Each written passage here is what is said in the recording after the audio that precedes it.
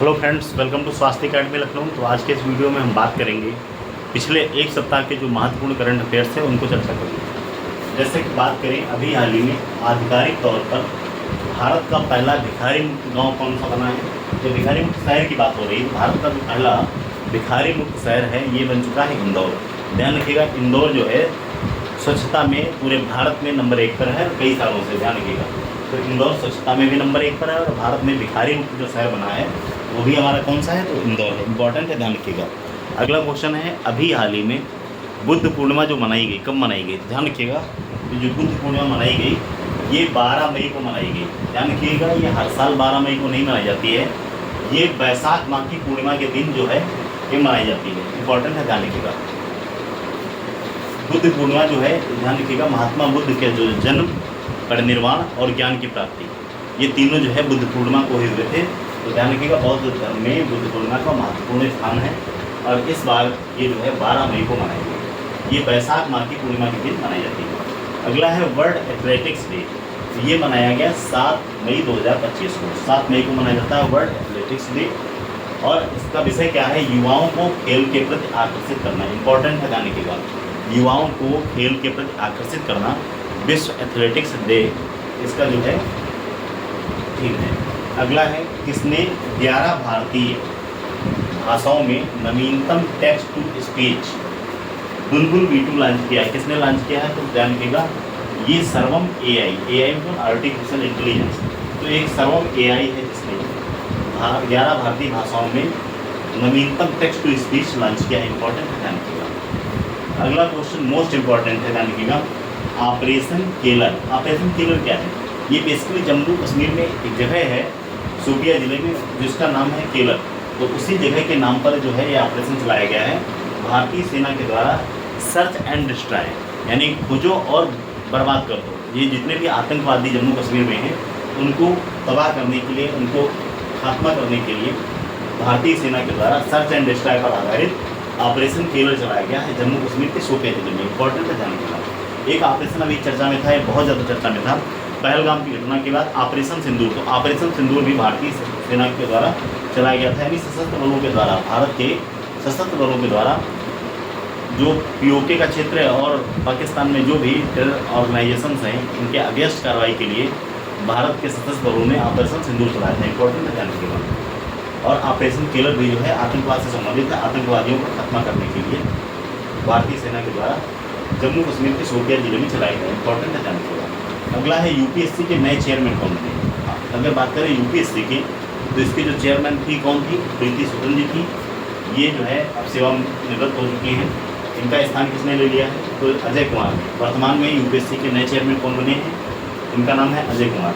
और अजय कुमार जी जो हैं ये 1985 बैच के केरल कैडर के IAS ऑफिसर हैं और ये भारत के रक्षा सचिव भी रह चुके हैं। तो इम्पॉर्टेंट है, ध्यान रखिएगा, अजय कुमार जी जो कि वर्तमान में UPSC के चेयरमैन बने हैं, वे 1985 बैच के केरल कैडर के IAS ऑफिसर हैं और ये भारत के रक्षा सचिव भी रह चुके हैं। इंपॉर्टेंट है, ध्यान रखिएगा।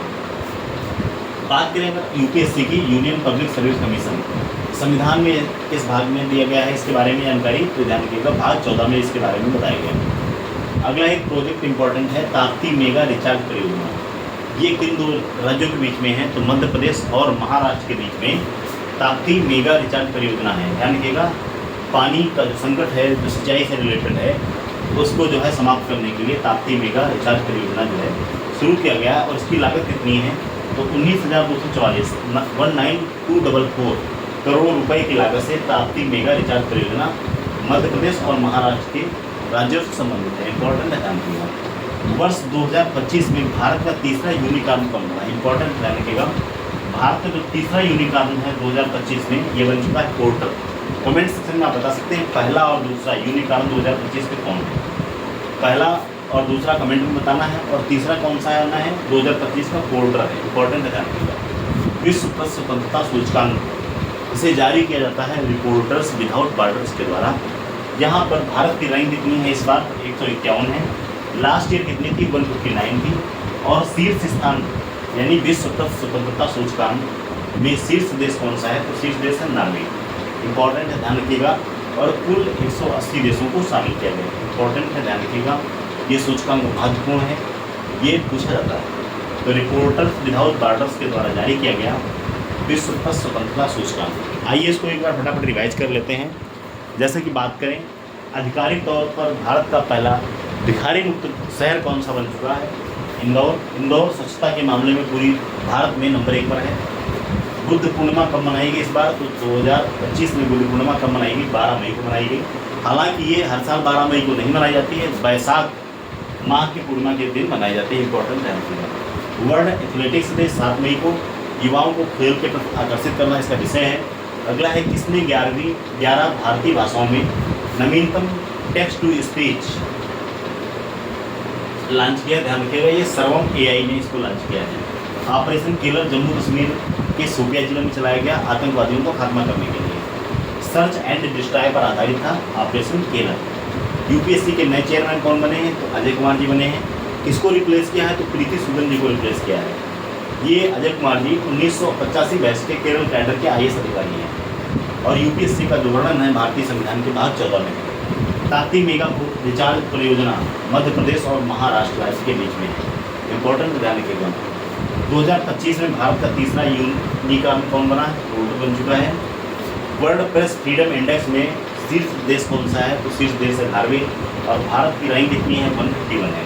तो ये पिछले एक सप्ताह की जो महत्वपूर्ण न्यूज़ थी, जितने इंपॉर्टेंट क्वेश्चन थे, इन सबको मैंने कवर किया है।